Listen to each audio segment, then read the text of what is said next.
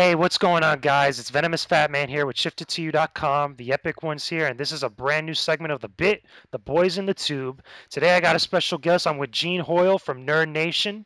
How's it going, Gene?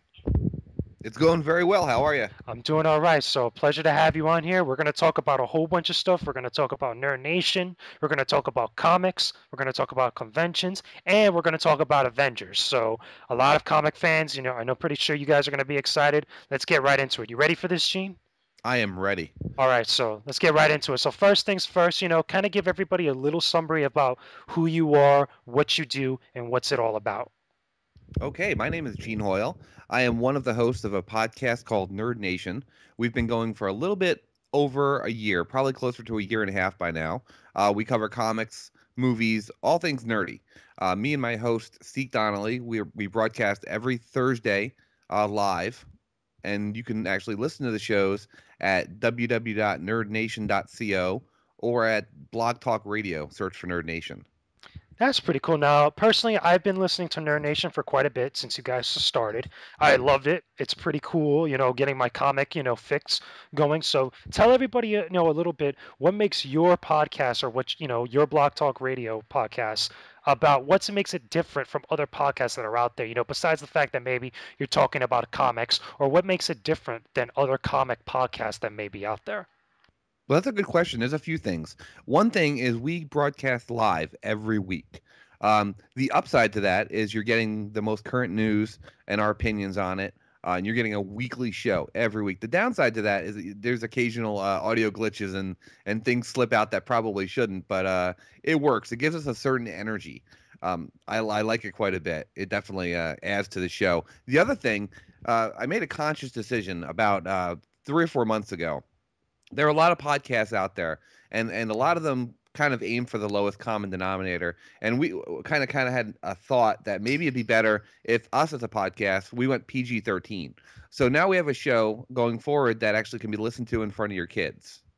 That's interesting. Do you think it's a little bit better to do something like that to reach out to a general audience, for all people to kind of listen to? Or do you think maybe like more people would rather prefer the more edgy type of podcast? Because there's a lot of podcasts out there that, they're so fixated on the idea of saying what they want that sometimes they maybe forget, the type of audience that they're trying to appeal to. Like what are your thoughts on that? Well, see, that's exactly it. There are a lot of podcasts out there, and by a lot, I mean probably more than 10,000 podcasts, and I don't know the exact number, but it's probably up there somewhere. And again, a lot of them just it's their opportunity to shout and to scream and to curse, and talk about horrible things, and that's fun. And I actually listen to some of those podcasts. But I thought it would be nice to have something that everyone could listen to. And again, it doesn't mean we're going to be talking about kiddie stuff, but there's no real reason that you have to be dropping the f bomb every 5 minutes or talking about oral sex or something like that. It's just not what I'm trying to do. Yeah, that's pretty cool. So now let's go back a little bit to the beginning of everything, before Nerd Nation started up. What was kind of like your introduction or your origin into comics? Because pretty much Nerd Nation is about comics for the most part, or at least, comic culture and things like that. But kind of give us some insight into what led into the creation of Nerd Nation. Well, I guess Nerd Nation was probably a long time coming. I've been a comic fan since before I could read. Actually, a teacher of mine saw that I was struggling with reading, and she introduced me to comics. She gave me a Golden Age Superman comic. I'm sorry, a Silver Age Superman comic, and that led to me wanting to learn to read, to know what was going on in these pictures, and that led me to read everything I could get my hands on: comics, non-comics, novels, anything. And so I became a lifelong advocate of comics as helping literacy, and something that I really enjoyed. And years later, I'm also a Star Trek fan, a science fiction fan, that kind of thing. I love Yes, all awesome. nerdy stuff. So I decided a couple years back it'd be really neat to do a show where I talk about this stuff. Get someone with me. And believe it or not, the first podcast I did was not Nerd Nation. I did a science fiction themed podcast with a friend of mine. And that didn't really work out too well because it was, it just didn't really do what we wanted it to do. So I kind of got off of there, and I didn't do anything for a little while. Then leading up to not this past year, but the year before that's MegaCon.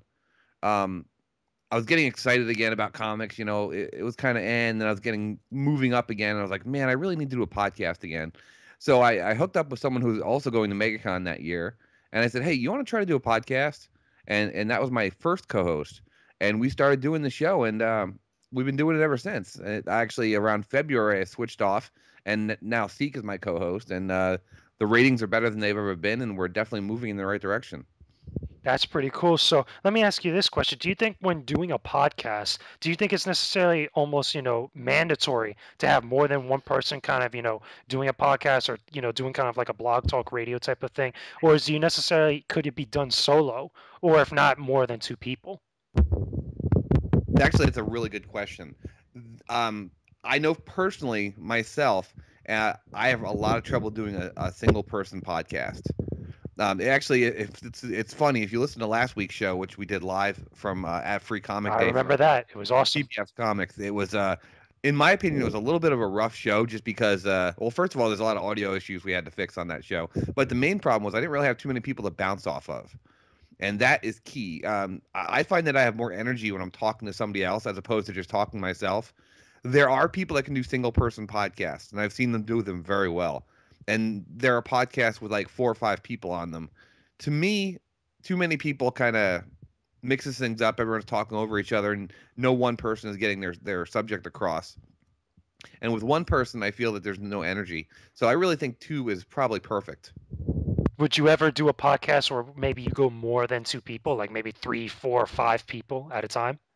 Well, yes, and actually, if you go back into our archives, we do a segment that we call the roundtable, and the way that works is we'll get a particular subject, and we'll get 3 or 4 people together, and we discuss that subject, and we do a roundtable format. I'll be the leader, and then I'll pass it off to each person, and we'll discuss it. So it has been done on the show in the past. That's pretty cool. Now, a couple more questions before we wrap up. Let me ask you about, because you mentioned you love doing your podcast live. You love doing it at the moment, what's going on at that second, with all the current news or current trends and stuff like that. What about, doing live shows during a convention? Because I know you mentioned MegaCon.